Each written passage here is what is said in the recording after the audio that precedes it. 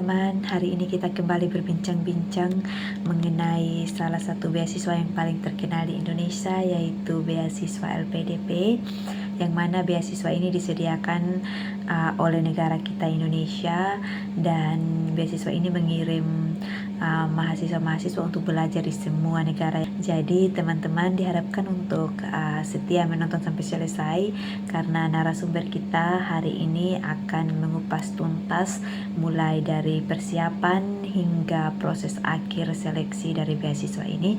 Dan yang cukup menarik adalah narasumber kita ini sudah mendapatkan beasiswa ini untuk 2 tahapan, yaitu S2 dan S3 saat ini.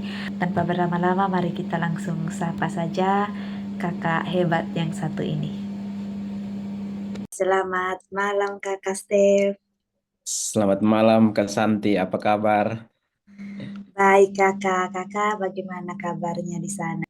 Oh, di sini sehat-sehat, aman. Kebetulan sudah mulai kuliah 2 bulan lebih lah. Oke, wow, luar biasa. Kakak mungkin bisa sedikit perkenalkan diri, terus kasih tahu kakak punya latar belakang, pendidikan, pekerjaan, dan achievement-achievementnya. Oke, baik. Baik Kak Santi. Saya Stefanus Mendeskik, biasanya dipanggil Stef. Sehari-harinya kerja di Stikes Maranatha Kupang. Eh, Lalu latar belakang pendidikan memang dari S1 keperawatan. Lalu 2013 saya melanjutkan studi S2 di Universitas Indonesia. Selesai 2015 juga saya lanjut lagi 1 tahun untuk mengambil program yang namanya spesialis keperawatan komunitas. Sesudah 2016 itu kembali langsung kerja di Stikes Maranatha lagi. Lalu setelah 8 tahun bekerja, akhirnya saat ini bisa melanjutkan studi di Fakultas Kedokteran, Keperawatan dan Ilmu-ilmu Kesehatan di Monash University di Clayton Campus di Melbourne. Oke, baik kakak. Berarti anak-anak semua juga sudah masuk sekolah atau belum kak? Anak-anak tiba di sini seminggu kemudian langsung mulai sekolah. Satu masuk SMP, satunya masuk prep. Tahun ini lanjut eh, kelas 1. Jadi Oh ya wow, seperti itu.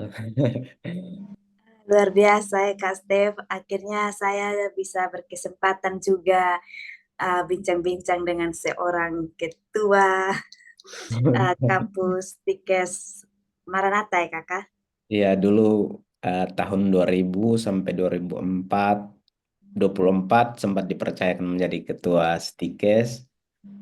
Kami mengembangkan kampus sama teman-teman supaya bisa lebih maju, dan eh, saya juga dengan beberapa teman akhirnya melanjutkan S3 biar kita memperkokoh institusi Stikes Maranatha.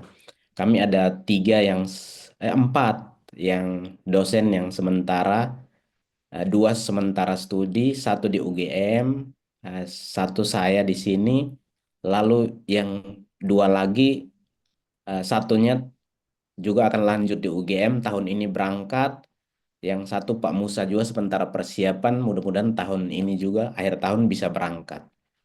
Pak Musa luar negeri juga. Oke, oke, Ya. baik kakak. Nah, berarti ketika nanti kakak pulang, tidak lagi jadi ketua atau kembali jadi ketua di sana? Itu kewenangan yayasan. Jadi ya, tapi tugas kita adalah mengembangkan diri supaya bisa berkontribusi untuk masyarakat NTT.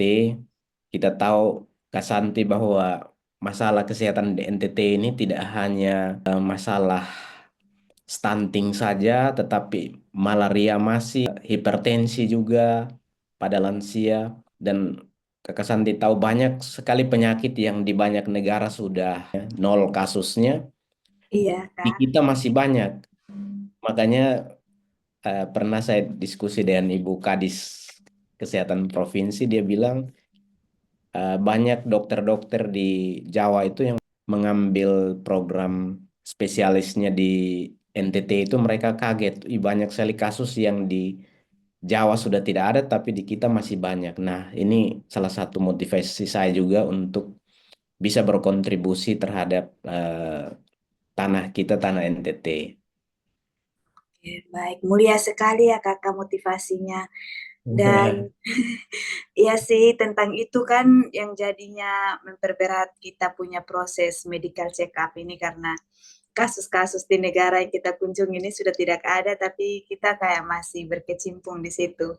Tadi kan kakak bilang motivasinya untuk bisa membantu masyarakat di NTT membasmi penyakit-penyakit yang ada, tuh kakak. Nah, kakak sekarang berarti ambil mata kuliah juga yang linear dengan pekerjaan kakak.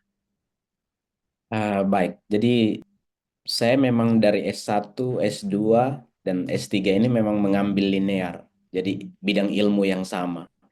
Kenapa? Karena kami sebagai dosen tuntutannya memang baiknya mendalami satu bidang ilmu karena supaya lebih dalam dan kita bisa bagikan ke mahasiswa, kita paham betul apa yang kita pelajari. Jangan sampai kita mendalami di S2 seperti ini, lalu di S3 kita pindah nanti ilmunya tidak terlalu dalam. Jadi itu salah satunya. Lalu yang berikut saya pikir bahwa memang Kementerian Pendidikan dan Kebudayaan sempat mengeluarkan aturan bahwa apa pendidikan dosen harus linear. Kemudian ada sempat dibatalkan tapi di ini kembali. Jadi saya mengambil titik amannya maksudnya lebih mengambil linear supaya pengembangan keilmuan saya itu jelas. Jadi kontribusi saya ke institusi lalu ke NTT dan Indonesia pada umumnya itu maksudnya saya mendalami betul-betul masalah keperawatan. Tapi kakak spesifikasi penelitiannya di bagian Eh, apa? saya fokus ke lansia, jadi terkait dengan masalah hipertensi pada lanjut usia. Kakak. Ya. Kakak belajar ini menggunakan biaya sendiri atau menggunakan bantuan dari pemerintah berupa beasiswa? Oh baik, ini pertanyaan yang sangat menarik. Jadi eh, kita bersyukur sekali bahwa hari ini saya bisa ada di Monash University karena berkat bantuan program beasiswa namanya LPDP. Jadi LPDP ini saya bukan hanya baru dapat saat ini, tetapi juga waktu S2 saya dapatkan beasiswa LPDP. Dulu skema yang saya dapat itu namanya skema tesis disertasi. Jadi Oh, oke. waktu itu saya dapat 2015 dan saya tahu beasiswanya sangat bagus sehingga kali ini tahun 2022 itu saya melamar dan lolos, puji Tuhan akhirnya bisa hari ini bisa melanjutkan di sini. Oke, baik kakak. Nah, katanya kan LPDP ini punya beberapa program begitu kakak. Kakak waktu yang sekarang ini, kakak ikut melalui program yang mana? Kayak afirmasi Oh, kah atau prasejahtera apa mungkin? baik. Beasiswa LPDP kan banyak sekali dia apa namanya jalurnya. Ada yang beasiswa reguler, ada yang putra-putri Papua, prasejahtera, dan ada juga yang afirmasi. Nah, yang saya ambil ini kebetulan beasiswa afirmasi karena NTT itu saya kan lahir dan besar di NTT, jadi Ya, itu kita bisa mendaftar melalui eh, jalur yang namanya jalur afirmasi. baik. Nah, mungkin kakak banyak sekali teman-teman kita di NTT yang mereka sebenarnya tidak tahu tentang tawaran-tawaran yang begitu menguntungkan yang diberikan oleh LPDP ini untuk NTT. Kakak mungkin bisa sedikit kasih gambaran apa keuntungan-keuntungan yang ditawarkan melalui afirmasi dan mungkin prasejahtera ini untuk kita yang berasal dari NTT. Jadi terus terang saya beasiswa LPDP jalur afirmasi ini sangat membantu saya. Kenapa? Saya mendaftar afirmasi ini karena yang pertama dia skor persyaratan untuk bahasanya itu tidak mempersyaratkan IELTS. Kita yang tujuan luar negeri kan kalau mau ke luar negeri minimal harus punya skor IELTS 6,5 minimal. Iya. Nah, tetapi di jalur afirmasi dikasih skor minimal 6 bisa mendaftar atau bisa pakai skor-skor bahasa Inggris yang lain misalnya TOEFL, eh, Test of English Proficiency, terus ada TOEFL bisa. Nah, Duolingo juga bisa. Nah, waktu saya mendaftar itu kebetulan saya masih ada skor TOEFL yang saya baru itu tesnya di Undana di Kupang cuma bayar 333.000 kalau tidak salah. Wow, Ya, murah sekali.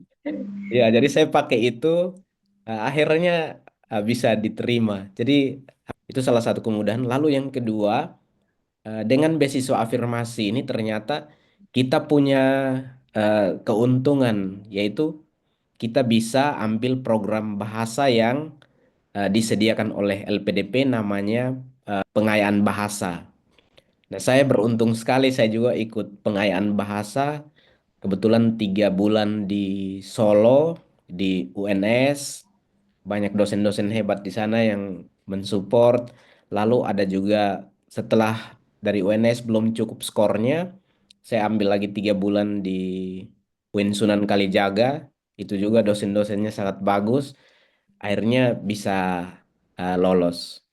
Nah, fasilitasnya tidak hanya 6 bulan, tapi kita bisa sampai 9 bulan untuk apa dapat IELTS-nya. Berarti itu dibiayai juga makan minum kita, tempat tinggal selama proses pengayaan bahasa itu, Kak Kakak. Iya, betul sekali. Jadi dibantu sama LPDP pembiayaannya. Wow, daripada kita ikut IELTS sendiri kan itu bayarannya lumayan mahal ya, Kak. Betul. IELTS kalau tidak salah 3.150.000 atau 3.200.000. Nah, biaya tes IELTS-nya juga di apa? Di cover sama LPDP. Itu sangat beruntung. Luar biasa negara kita ini sangat membantu ya. Betul, betul.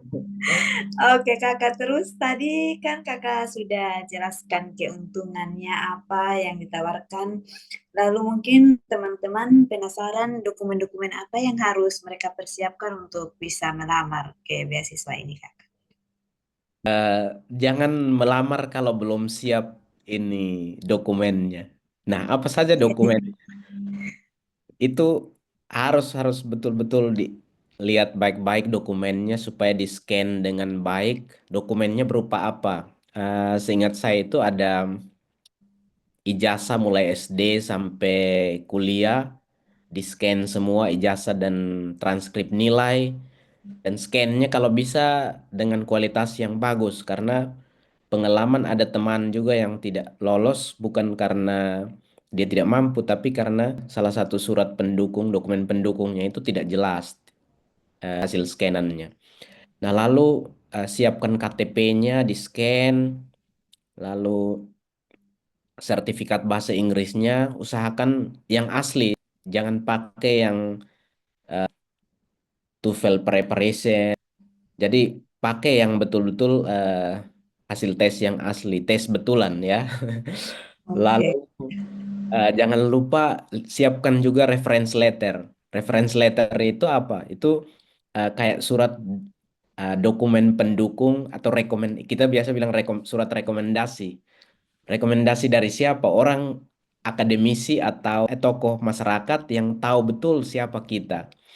Misalnya saya waktu itu saya ambil pembimbing saya waktu S2 ini sangat membantu saya. Lalu eh, saya juga ambil dekan Fakultas Ilmu Keperawatan Universitas Indonesia eh, juga sangat sangat sangat membantu saya sehingga saya pakai 2 dokumen reference letter tersebut. Lalu jangan lupa riwayat hidupnya ditulis dengan baik dan langsung di aplikasi. Lalu ada lagi dokumen yang juga sangat penting menurut saya itu adalah kalau untuk S3 ada namanya proposal, proposal penelitian.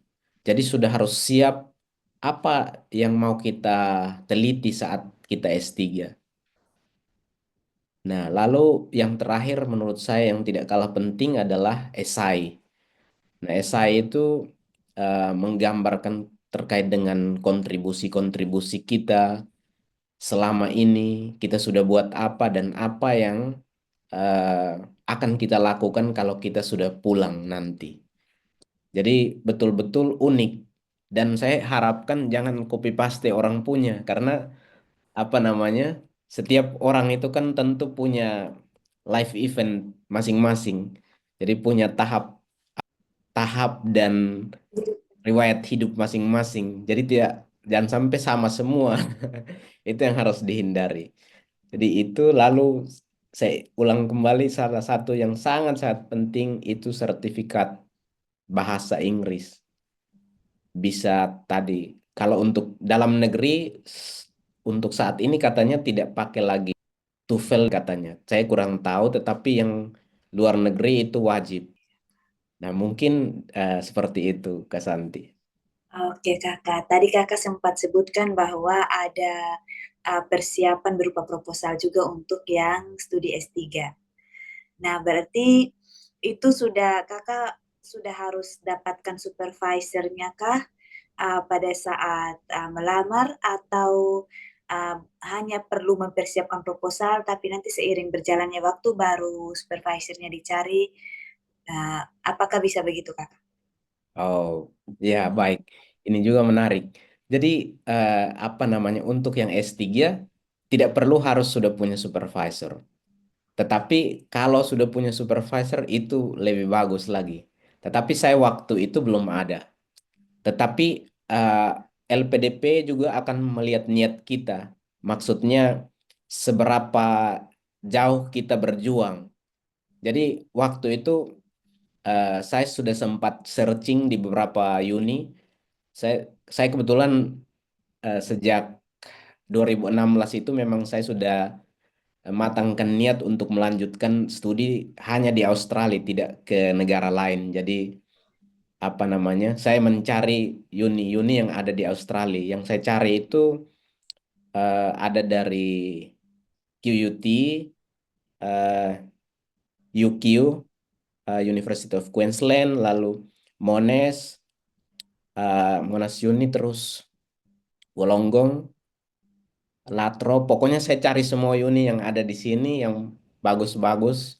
University of Sydney, tapi yang sangat maksudnya yang sangat menarik bagi saya itu adalah Monash Uni. Jadi saya dekati apa supervisornya, saya email, beberapa juga saya email dan yang apa namanya pada saat tiba wawancara beberapa sudah jawab, beberapa belum.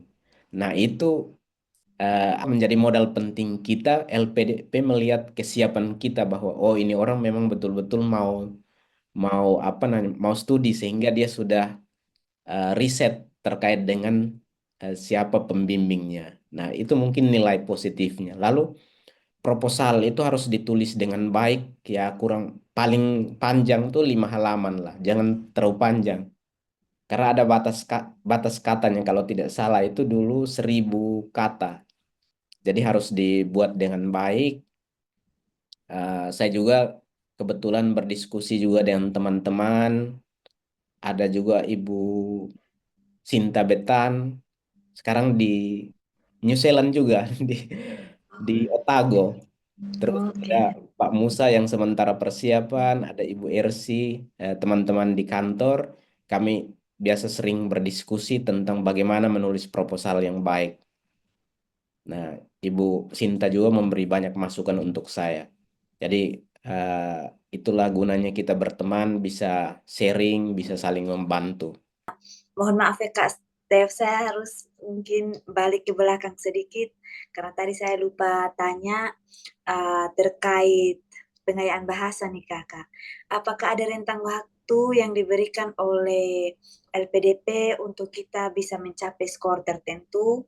Dan kalau misalnya dalam rentang waktu tersebut kita tidak mencapai skor itu, apakah beasiswanya expire atau tidak? Oh, ini pertanyaan yang sangat penting ini. Betul. Eh, jadi kalau seseorang lulus LPDP itu kan 2 tahun, 18 bulan sejak dia lulus, dia sudah harus dapat ini, dapat LOA dari kampus. Nah, kalau untuk yang pengayaan bahasa, maka kita misalnya dikasih 6 bulan kursus. Nah, bulan kursus kalau belum mencapai, maka kita bisa ambil lagi 3 bulan, mengajukan lagi ke LPDP. Kalau disetujui, maka kita ambil lagi 3 bulan. Jadi maksimal 9 bulan. Kan tadi saya bilang bahwa kita dikasih waktu 18 bulan. Nah, 18 bulan itu terhitung sejak hari terakhir kita selesai pengayaan bahasa. Jadi misalnya kita pengayaan bahasa dari bulan Januari sampai dengan eh, 30 September, maka 30 September itu adalah batas untuk hitung 18 bulan ke depan. Nah, jadi 18 bulan ke depan itu kalau tidak eh, mencapai baru expire. Tapi saya juga belum tahu aturan terbaru apakah masih bisa perpanjang atau tidak untuk afirmasi.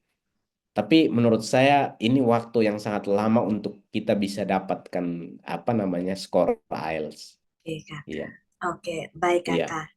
Nah, tadi Kakak juga sempat bilang bahwa dalam persiapan proposal itu Kakak sempat diskusi dengan teman-teman yang sama-sama sedang melamar beasiswa ini, Kakak. iya. Apakah memang hanya Kakak diskusi dengan 3 orang itu atau mungkin Kakak juga minta bantuan dari mungkin senior-senior yang sudah terlebih dahulu mendapatkan beasiswa ini? Eh, jadi begini, kami 4 orang yang sudah pernah dapat beasiswa tuh Ibu Sinta, dia duluan, lalu Ibu Ersi waktu S2-nya dapat beasiswa LPDP, sementara saya sama Pak Musa bersamaan, Oke, nah, oke. bersamaan mendaftar. Nah, jadi kami Oh, berdiskusi, kami minta apa sesudah kami buat proposalnya, tolong dibaca, tolong lihat ini sudah pas begini atau jadi tidak ada orang lain lagi karena kita juga tahu orang sibuk, kita juga agak sibuk, jadi konsulnya hanya maksudnya hanya saling ini saja. oke, karena kebetulan Ibu Sinta sama yang ibu yang Pak atau ibu yang satunya juga sudah lebih dulu kan kakak. Iya, sudah lebih dulu dapat. Jadi anggaplah beliau ini yang jadi mentornya. Iya. Tapi sekarang ini ada banyak sekali mentor. Jadi Oh iya kakak. Nah, banyak sekali mentor. Contoh kayak Pak Musa juga sekarang jadi mentor. Terus ada teman-teman dari Maluku, dari Papua, itu juga buka kelas mentor gratis. Jadi kita bisa, yang mau mendaftar beasiswa bisa ambil, bisa minta bantuan mereka untuk mock test atau untuk lihat kita punya tulisan, bisa. Wow, luar biasa ya kakak. Berarti mereka sudah langsung menjalankan apa yang memang harus dilakukan oleh Iya. para alumni. Iya, Nah saya punya kakak, pengalaman itu, Kak. oh, Kemarin ada teman, kebetulan saya mock test, saya Pak Musa bantu mock test dia, dan memang orangnya maksudnya sudah matang sekali. Dia lolos di Oxford, PK-nya ini Januari ini juga berangkat, dan oh, kita baca riwayat hidupnya memang sudah bagus sekali. Jadi sebenarnya tidak perlu mock mock test juga sudah langsung lolos karena dia sudah, maksudnya sudah punya pengalaman kerjasama dengan Oxford untuk penelitian, lalu dia minta masukan sedikit saja dari kita, sudah itu lolos. Ada juga yang teman-teman dari NTT juga yang dibantu sama Pak Musa. Jadi maksudnya sekarang ini banyak sekali ruang untuk teman-teman kalau mau melanjutkan studi atau mau konsul tentang beasiswa, banyak sekali teman-teman kita. Ada juga kakak kita namanya Kak Yanto, Yanto Kapa. Dia juga sering bantu teman-teman yang ingin apa mock test atau apa, sharing-sharing tentang beasiswa. Itu oh. bisa juga dimanfaatkan ruang yang ada. Orangnya yang dimanfaatkan ya kakak, jangan orangnya. Ya, betul. Terus kakak, tahapan-tahapan yang harus dilewati itu ada berapa banyak kakak? Nah, kalau untuk LPDP sendiri, setahu saya itu ada tiga. Ada tahapan namanya seleksi administrasi, Ya. itu yang tadi. Administrasi itu harus disiapkan dokumen-dokumen yang tadi saya sampaikan. Itu kadang juga apa namanya sangat kompetitif. Jadi kalau dokumen ini kan sistem juga yang bekerja. Jadi kalau diminta sekian, kita kasihnya tidak sesuai, bisa out. Jadi usahakan itu tahapan itu dilewati dengan baik. Lalu selain seleksi administrasi, tahap dua itu kalau tidak salah namanya bakat skolastik. Nah, bakat skolastik itu tes kemampuan dasar kita terkait dengan matematika dasar, misalnya aritmatika, deret hitung, deret angka, itu gampang. Lalu ada juga bahasa Indonesianya, kayak orang mau tes PNS lah begitu. Tahap yang ketiga itu namanya seleksi substansi. Nah, itu yang wawancara. Jadi tiga tahap ini harus dilewati. Saya waktu itu seingat saya startnya Juni, diumumkan seleksi administrasinya Juli, lalu lanjut apa bakat skolastiknya pengumumannya di September, tes yang paling akhir atau seleksi substansi atau wawancara itu saya ingat sekali tanggalnya tanggal 11 bulan 11 tahun 2022. Jadi rentang waktunya kurang lebih sekitar 6 bulan seluruh tiga proses ini. Saya ingat sekali Oh, ya waktu itu saya lagi di ada kegiatan di Medan iya. dengan Pak Musa juga kita ada ikut kegiatan rapat tahunan anggota AIP nih di Medan. Pas di taksi saya dapat notifikasi apa email buka begini selamat ucapan selamat dari LPDP. Saya bilang oh syukur berarti sudah. Saya tidak buka lagi sampai di bandara baru setelah taksinya berhenti sampai di bandara baru saya cek baik-baik oh ternyata lulus. Oke. Oh, berarti itu tanggal kelulusannya bukan tanggal wawancaranya, Kak. Bukan, wawancaranya di bulan September, Oke, oke, baik, di akhir baik. September. Oke. Nah, ah, kakak kan bilang itu momen paling berkesan kan, Kak. Terus Betul. bagaimana kakak mempersiapkan diri untuk momen berkesan itu, kakak? Untuk wawancara ini memang salah satu momen yang paling apa namanya paling mengesankan karena ini adalah tahap akhir ya. Biasanya Iya. orang kan sudah melalui dua tahap ini di tahap ketiga ini bisa-bisa gagal.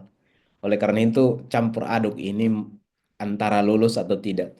Karena saya membayangkan wawancara itu seperti waktu beasiswa tesis disertasi dari LPDP itu. Waktu itu memang pertanyaan-pertanyaannya sangat mengejar kita, tapi memang mereka ingin cari tahu seberapa kita menguasai proposal kita waktu itu. Nah, ternyata pas wawancara yang afirmasi yang baru-baru ternyata berjalan dengan cukup baik karena saya sudah punya persiapan cukup, sempat mock sebelumnya sama teman-teman, lalu persiapkan juga wawancara dalam versi bahasa Inggris karena kita tujuan luar negeri harus siap juga bahasa Inggris jangan sampai ditanya dan ternyata betul pada saat apa namanya mulai wawancaranya ada 3 orang dan ditanya dalam bahasa Inggris, harus jawab dalam bahasa Inggris walaupun masih jatuh bangun ya. Nah, setelah pertengahan beliau sampaikan sudah bahasa Inggrisnya sudah cukup, kita pakai bahasa Indonesia biar lebih dalam. Jadi itu fokus langsung ke proposal kita. Apa tujuan penelitian, apa luaran outcome-nya, nanti prosesnya seperti apa, metode penelitiannya, nanti pakai metode apa, mix method atau apa, terus nanti mau lakukan systematic review atau tidak, meta analisis atau tidak. Jadi pertanyaan-pertanyaannya dalam sekali terkait dengan itu. Nah, jadi kita juga harus persiapkan itu kalau untuk yang S3. Mungkin S2 uh, tidak sampai si detail itu proposal, tapi mungkin tanya tentang mata kuliahnya, apa yang mau diambil. Nah, mungkin seperti itu. Oke, wow, kakak. Tapi saya sih tidak ragu kalau Kak Stefe, soalnya kan sudah biasa membimbing mahasiswa dalam hal-hal seperti itu, jadi pasti sudah sangat mantap. Apalagi kan tadi Kakak bilang persiapan juga lumayan Iya. matang, ada mock interview dengan teman-teman juga. Nah, apa tantangan terbesar yang Kakak hadapi selama proses seleksi sampai tahap wawancara? Kalau untuk yang beasiswa yang afirmasi ini menurut saya tidak ada tantangan yang berarti ya. Iya, Artinya maksudnya iya, karena apa namanya? Memang saya fokusnya hanya ingin beasiswa LPDP, jadi saya tidak cari beasiswa lain lagi. Salah satu yang cukup menyita waktu adalah terkait rekomendasi. Nah, rekomendasi itu harus disiapkan jauh-jauh hari karena dari orang-orang yang punya jabatan, orang-orang yang berpengaruh, biasanya mereka sangat sibuk. Oleh karena itu, kalau bisa 2 atau 3 bulan sebelum ini sudah minta, jangan sampai 1 atau 2 minggu mau tutup pendaftaran baru minta untuk dapat reference letter. Itu terlambat. berarti menurut Kakak kalau misalnya kita sudah gagal berkali-kali, apakah layak untuk kita terus berjuang untuk dapat beasiswa ini? Menurut saya apa namanya? eh, Tidak ada yang tidak mungkin. Oleh karena itu, jangan pernah menyerah. Walaupun ditolak berkali-kali, harus terus mencoba, harus evaluasi apa kira-kira yang diinginkan dari beasiswa ini. Saya mohon maaf terus terang untuk tesis disertasi, lalu untuk yang beasiswa ini 1 kali tes semua. Nah, kenapa saya pelajari? Kita harus betul-betul ikuti panduan. Jadi baca baik-baik panduannya, ikuti, jangan buat di luar panduan. Jadi yang diminta apa siapkan sesuai itu, jangan sampai yang diminta lain kita buat lain. Nah, karena ini tentu pemberi beasiswa inginkan sesuatu dari kita. Eh, Kata kasarnya orang mau kasih dia punya uang, dia pasti menginginkan sesuatu yang lebih dari kita. Kita pulang bawa apa untuk kemajuan bangsa kita. Nah, itu yang harus digali supaya kita bisa berkontribusi untuk bangsa dan negara. Walaupun kecil, tapi apa namanya, setiap kontribusi kita berarti. Jadi jangan pikir kita harus mengubah dunia dulu baru baru bisa dikategorikan sebagai apa outcome yang berdampak. Tidak. Oke, baik ya Kakak, berarti kalau kita masih gagal, berarti harus lihat apa yang menjadi kekurangan kita, jangan hanya fokus cari kesalahan dari pihak pewawancara atau penyeleksinya saja. Nah, Betul. Kak Sef kan ini sudah 2 kali lolos, berarti 2 kali mengikuti tahapan wawancara juga.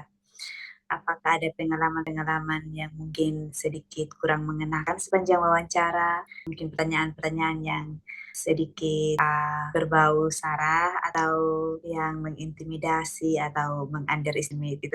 Apakah ada, Kak? Karena yang saya nonton di YouTube-YouTube itu banyak sekali mengeluh kayaknya pertanyaannya terlalu personal, pertanyaannya kayak tidak pantas untuk diberikan. Oh, baik. Nah, ini juga menarik ya.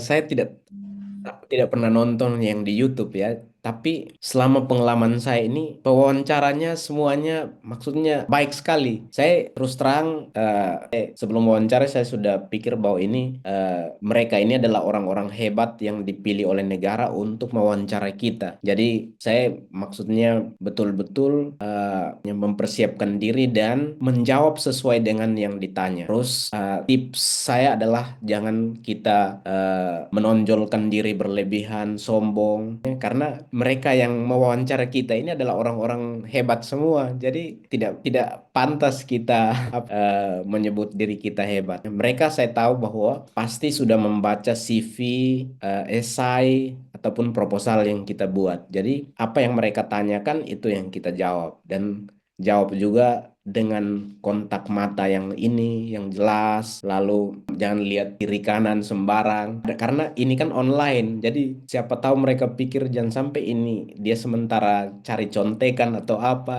Makanya diperlukan betul mock test supaya ada teman yang mengoreksi kita. Kadang kita berpikir bahwa diri kita sudah benar, ternyata mungkin Kak Santi pernah dengar jendela Johari. Itu teorinya ada yang orang lain tahu tentang kita kita sendiri tidak tahu. Ada yang kita tahu tentang orang lain, tapi orang lain tidak tahu tentang dirinya. Ada yang orang lain tidak tahu, kita juga tidak tahu, hanya Tuhan yang tahu. Maksudnya bahwa kita betul-betul harus menempatkan sesi yang wawancara yang 1 jam ini betul-betul jawab pertanyaan yang mereka tanyakan, jangan sampai tidak ditanya juga kita jelaskan terlalu jauh. Lalu betul-betul ini karena ada juga psikolog, mereka bisa menilai kita ini berbohong atau tidak. Nah, jadi harus betul-betul senatural mungkin. Dan saya tantangannya mungkin yang paling berat itu di tesis disertasi itu. Itu pulang saya rasa kayak mau langsung demam karena dia kejar kejar betul. Karena saya waktu itu penelitian juga tentang lansia. Kenapa kamu mau teliti tentang lansia? Lansia ini kan sudah mau mati. Kenapa mau teliti tentang itu? Ini LPDP tidak akan kasih uang untuk kamu kalau kamu teliti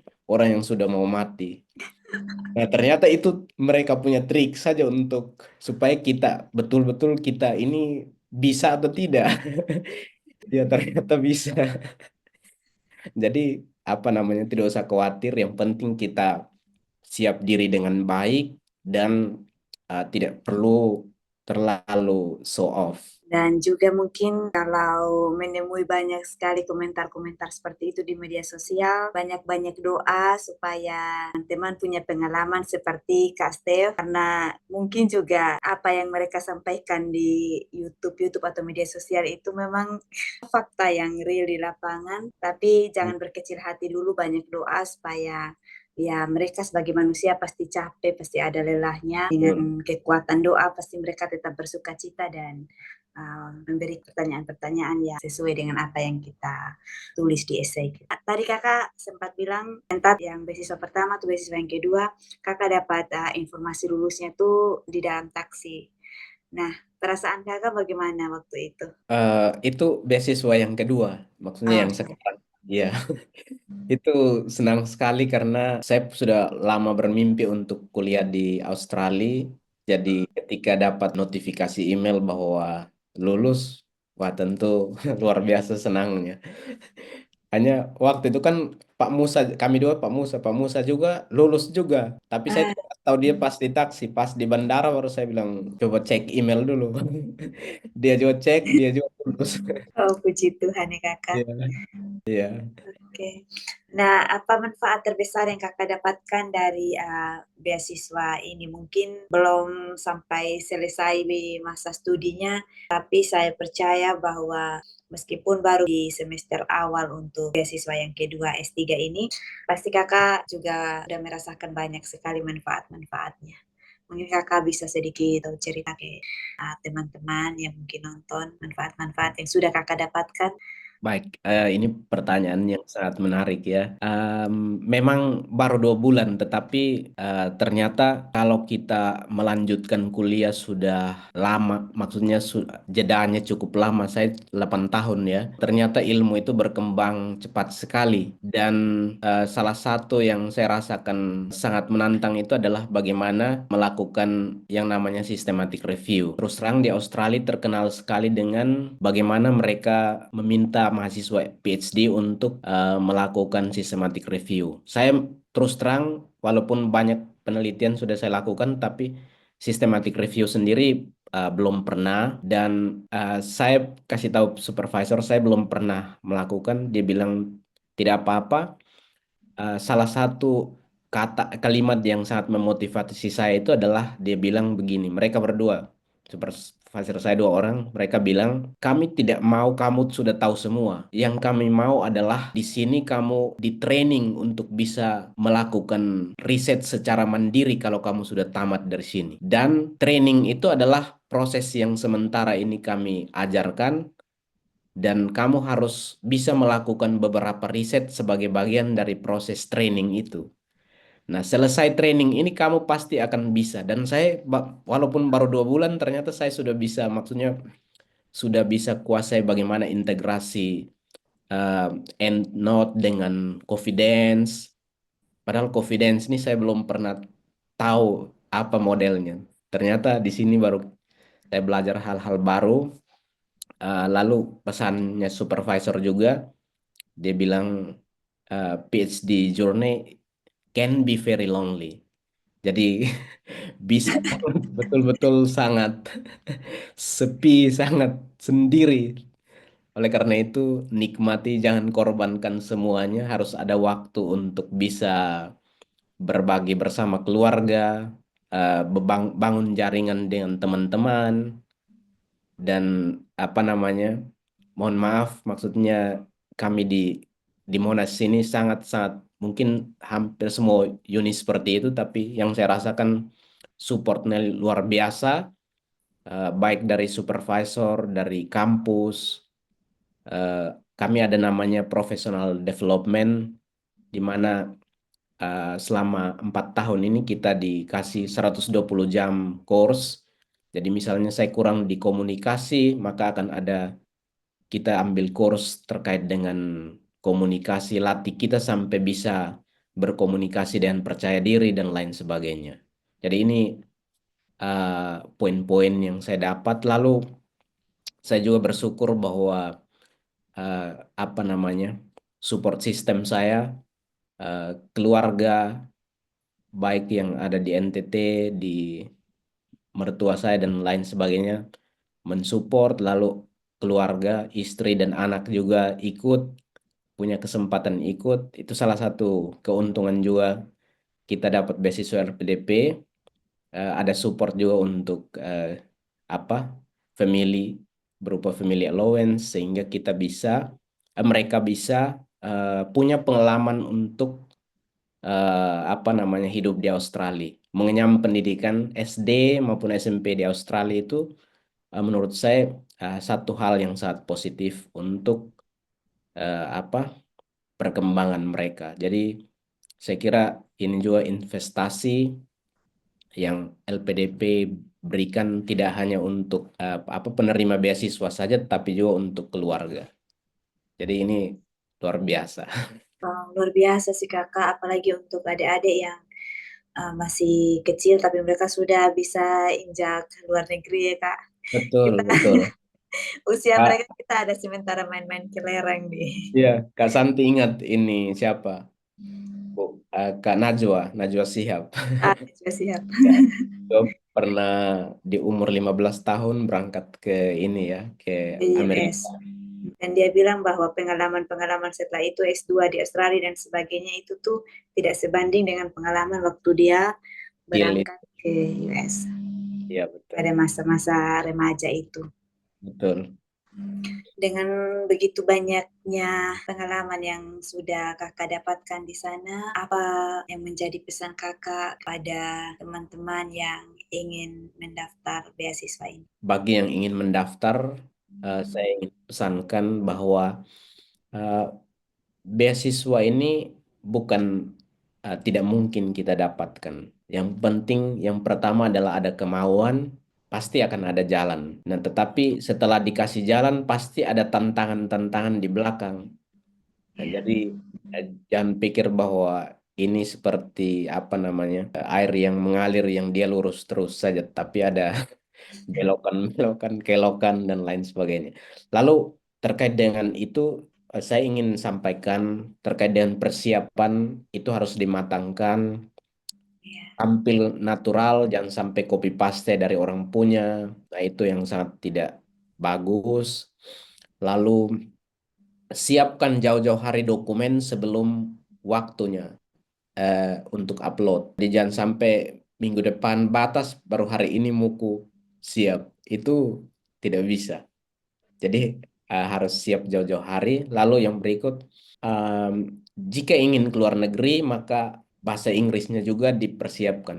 Contoh misalnya ada yang 3 tahun atau 2 tahun lagi berencana mau berangkat ke Inggris atau ke Amerika atau ke Australia. Nah, maka siapkan diri sejak kamu punya niat itu. Jangan sampai pas daftar LPDP baru mau belajar bahasa Inggris. Jadi supaya waktu tunggunya jangan terlalu lama.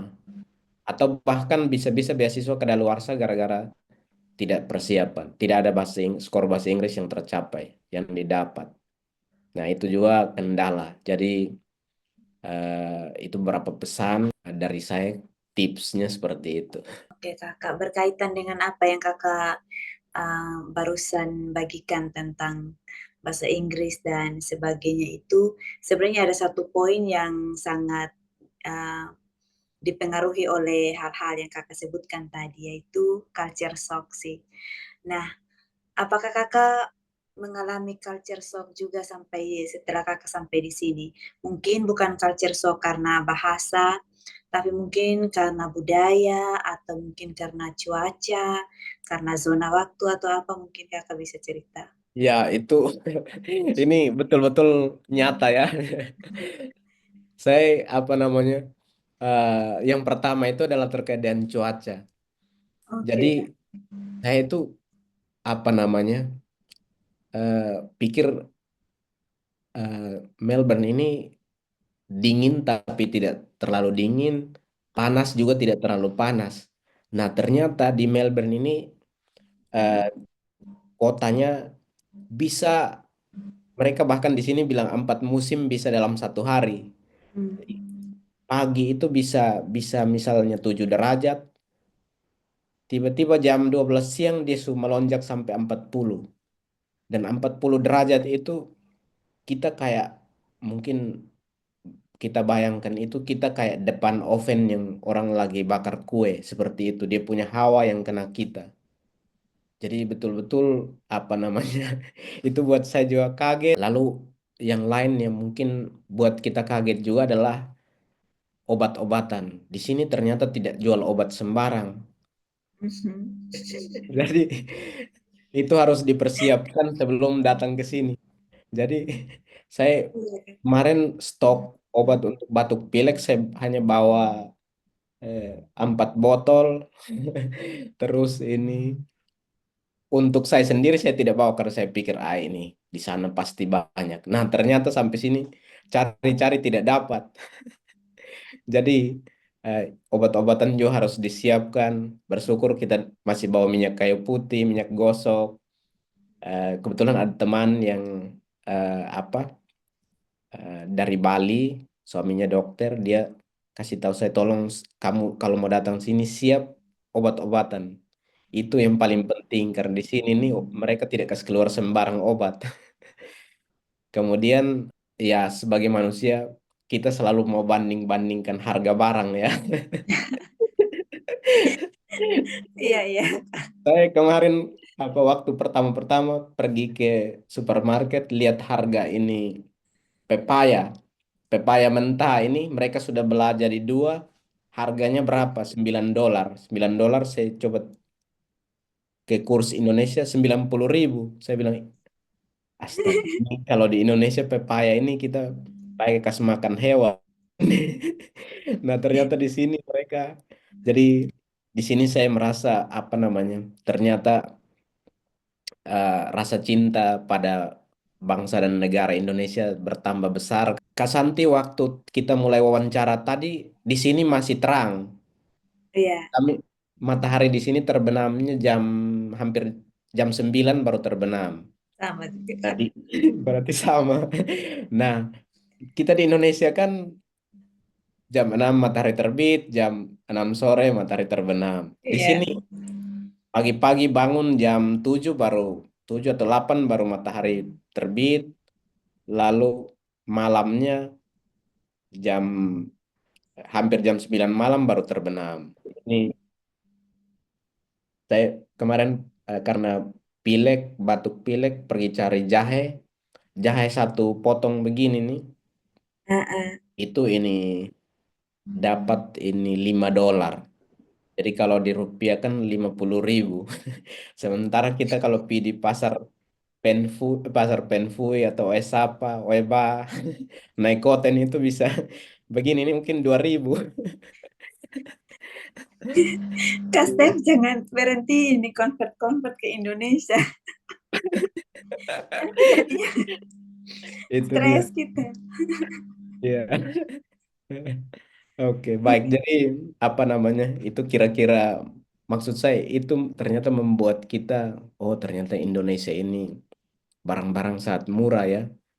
Nah, saya juga cerita dengan dosen-dosen di sini sama staff yang mereka sudah pernah ke Bali. Mereka bilang, aduh, Bali ini murah sekali ya.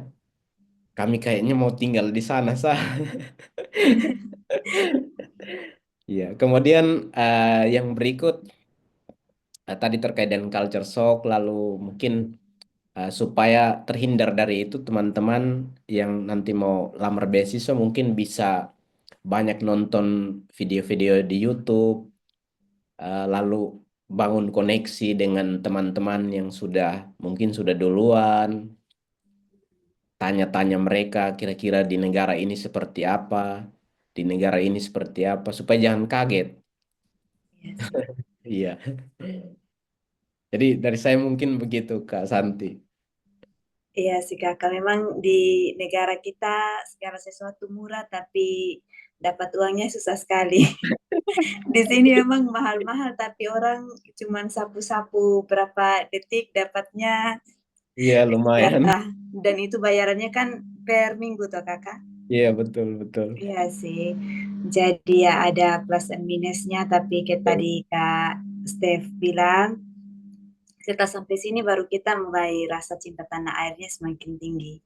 Karena kita selalu melihat bahwa negara kita tuh kayak selalu yang negatifnya saja. Iya, Tapi betul, ternyata ketika kita di negara orang, kita lihat bahwa negara kita banyak juga kok sisi positifnya. Kayak mungkin kita lihat motor berseliweran di jalan, tapi sampai di sini ketika kita harus tunggu bis, tunggu kendaraan transportasi publik tuh kayak susah kan? Opsinya betul. di negara kita lebih banyak. Iya.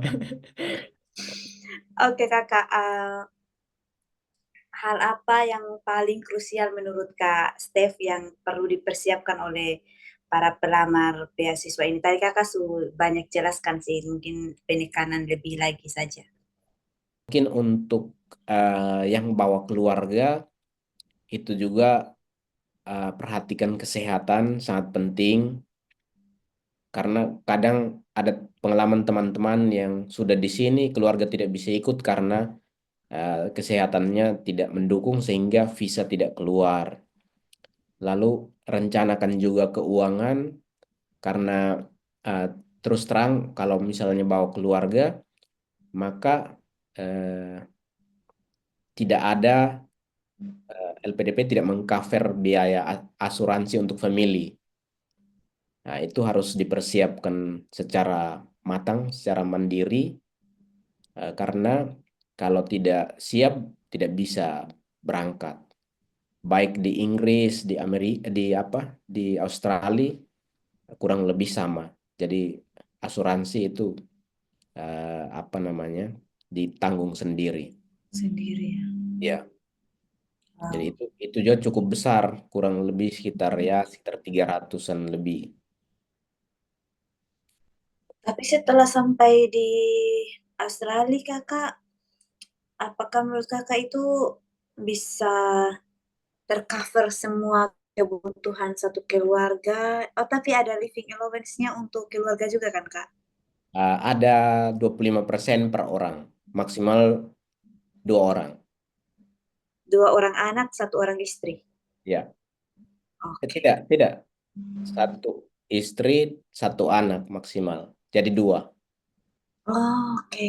Tapi cukup lah, bisa Cukup. ini, bisa apa namanya, bisa mengcover. Saya itu yang buat maksudnya LPDP kelebihan apa kelebihannya di situ.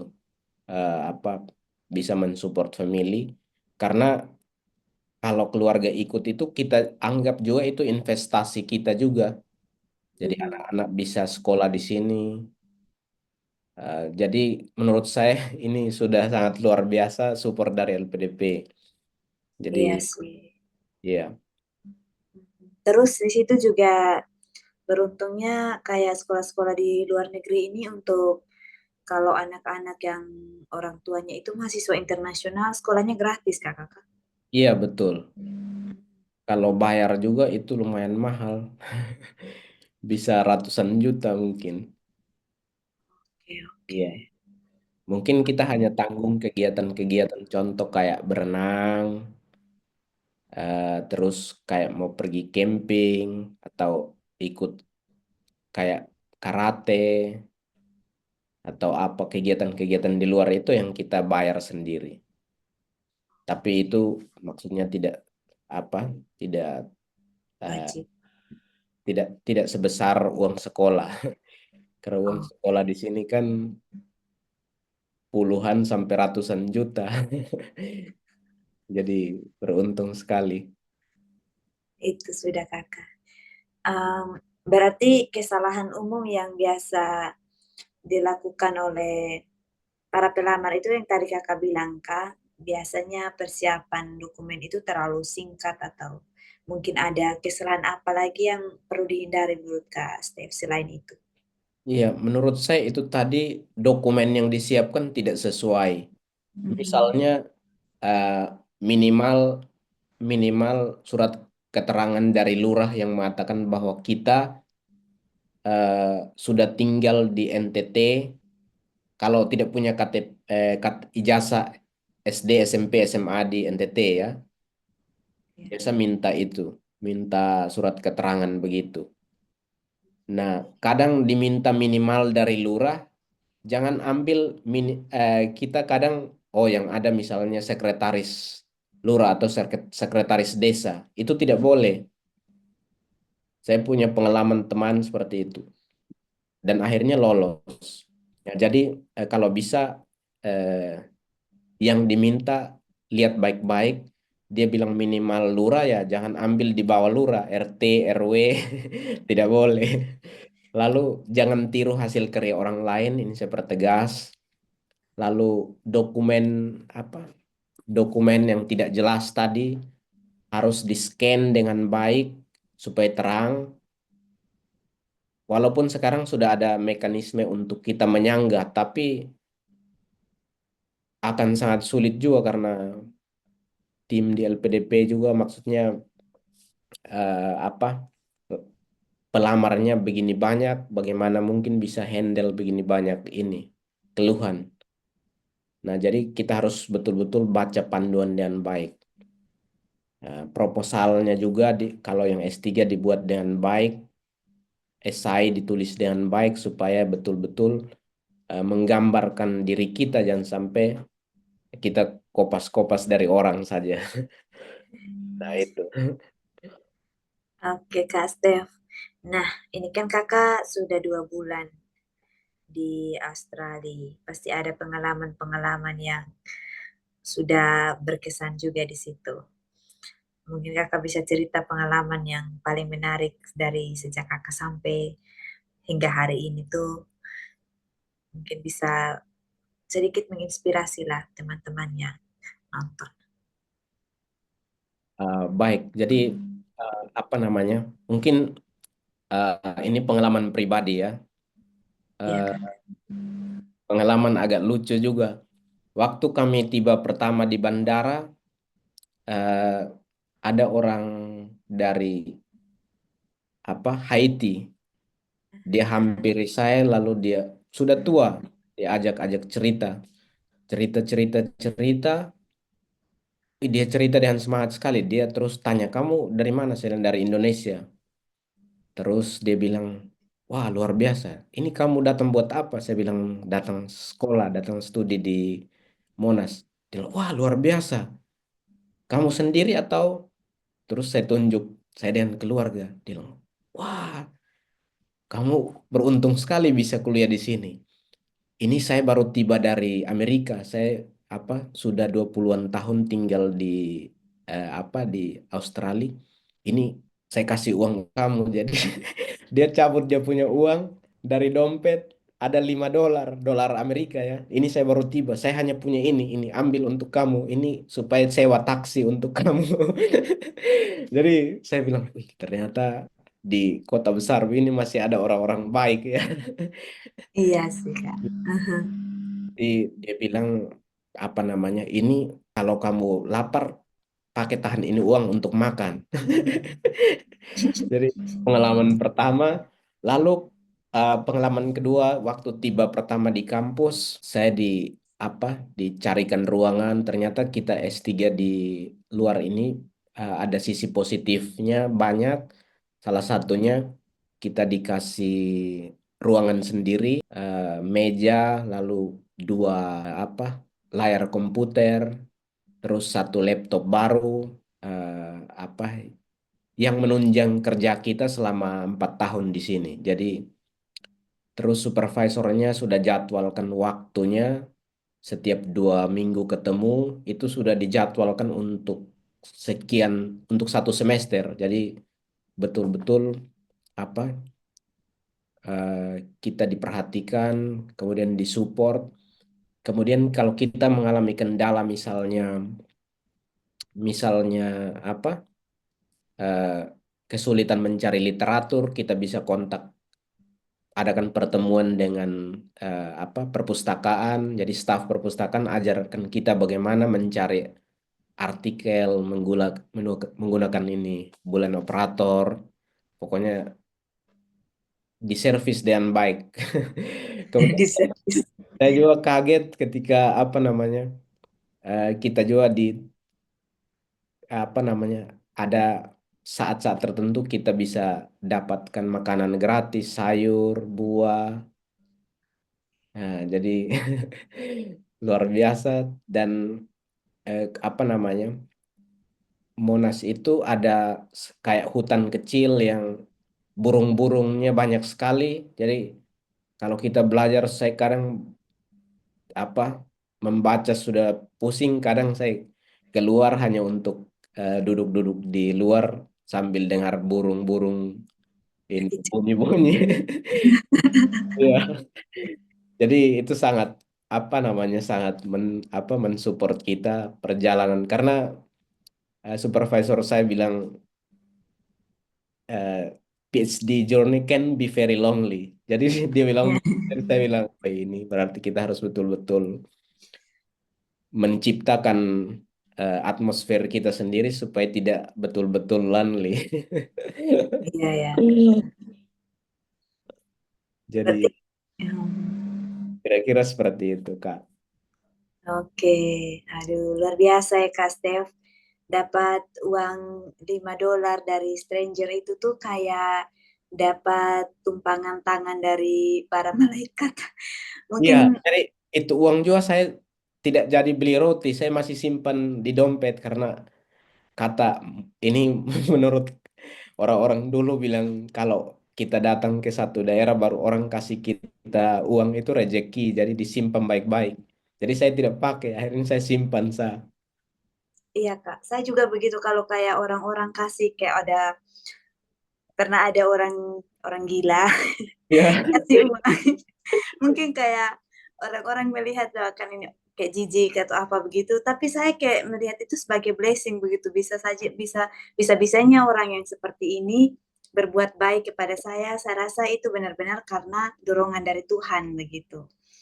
betul, betul. Jadi ya teman-teman mungkin ini juga pelajaran karena kita kadang-kadang di Indonesia tuh selalu merendahkan nilai uang karena Betul, sering kali sekarang kayak sekarang uang 50.000 itu tidak berarti lagi betul. karena sering dapat dapat apa namanya dapat gratis darat gitu. Tapi kalau di luar negeri uang $1 saja orang bisa kasih kamu itu tuh kayak itu sangat-sangat berarti sekali dan kita kasih uang rupiah pun juga mungkin kasih sebagai gift ke mereka hanya $1.000 mereka bisa loncat-loncat kegirangan gitu. Jadi kayak nilai pemberian tuh lebih berarti dari hanya sekedar nilai uangnya sih. Betul. Biasa. Luar biasa Kastel. Terus berarti banyak sekali pengalaman yang sudah didapatkan dan manfaat-manfaat yang kakak juga sudah rasakan selama ini. Nah, uh, mungkin belum sampai ke ujungnya tadi, tapi kakak pasti punya visi ke depan bahwa beasiswa ini akan memberikan dampak tertentu bagi perjalanan karir dan profesional kakak. Kira-kira dalam bayangan kakak sekarang ini, kontribusi apa yang akan diberikan yang lebih spesifiknya dari beasiswa ini ke kakak punya karir ke depan? Baik, saya kira ini sangat sulit juga untuk dijawab ya, karena sesuatu yang belum pasti. Tapi eh, saya yakin bahwa eh, dengan PhD tentu akan terbuka pintu-pintu karir yang lain, dan cita-cita terbesar dari seorang dosen tentunya menjadi profesor. Nah, mudah-mudahan ke depan kalau Tuhan memberi jalan, mungkin itu bisa tercapai. Tetapi em, yang lebih penting lagi adalah ilmu yang kita dapatkan di sini, yang saya terus terang rasa seperti belajar mulai dari nol, karena mungkin sudah 8 tahun eh, di luar ya, tidak pernah sekolah lagi, dan baru ini kembali ternyata ilmu itu berkembang begitu cepat. Dan saya berharap bahwa dengan ilmu-ilmu yang sudah kita dapatkan ini, kita betul-betul bisa berkontribusi. Saya berpikir bagaimana bisa apa namanya melakukan pencegahan atau mengontrol hipertensi, sehingga karena hipertensi ini dampaknya sangat besar terhadap kematian akibat penyakit jantung, stroke, gula. Jadi salah satu sumbernya itu dari hipertensi ini. Nah, kalau kita bisa menekan ini, orang-orang apa namanya lebih sehat, maka dampaknya adalah anggaran yang digunakan untuk mengobati penyakit akibat komplikasi dari hipertensi, misalnya stroke, pasang ring dan lain sebagainya, itu kan biayanya ratusan juta bahkan sampai miliar. Nah, kalau ini bisa ditekan, maka akan menghemat banyak anggaran, sehingga anggaran-anggaran ini lebih dipakai untuk hal-hal yang lebih urgen.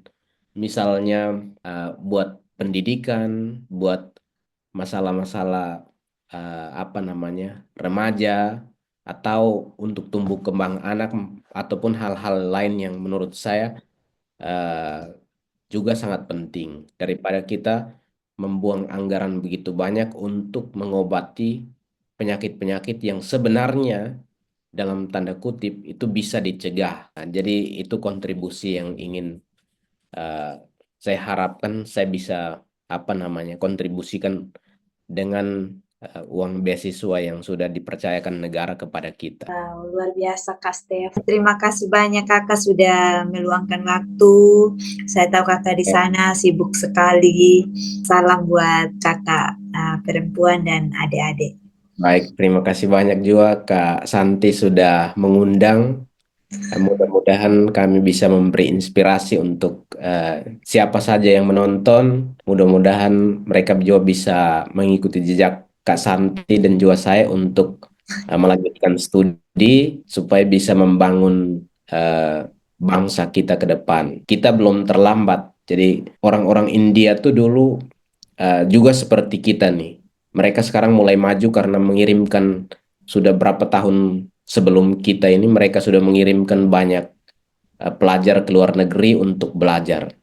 Jadi kita belum terlambat, kita NTT memang masih jauh tertinggal, tetapi kalau anak-anak muda mau melanjutkan studi itu sangat bagus supaya bisa membangun tanah kita.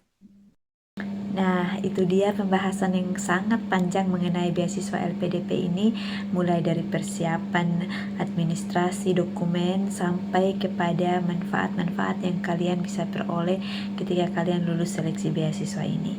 Karena itu, tunggu apa lagi? Silakan persiapkan diri mulai dari sekarang dan doa banyak supaya segala proses-prosesnya itu boleh berjalan dengan lancar. Sampai jumpa di obrolan berikutnya. Bye.